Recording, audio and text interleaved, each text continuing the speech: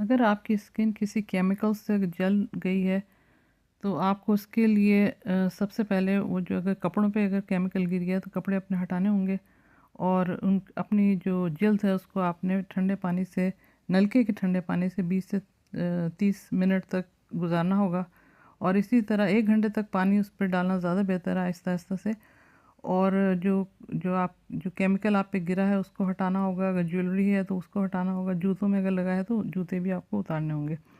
इसी तरह आपको अपने जो जली हुई जगह है केमिकल से, उसको साफ़ करना होगा। उस पे नॉन स्टिक किस्म का बैंडेज लगाना होगा।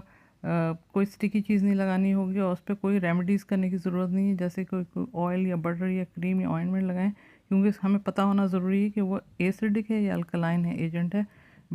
उससे पहले कि आप उस पर कोई कोशिश करें उसको ठीक करने की।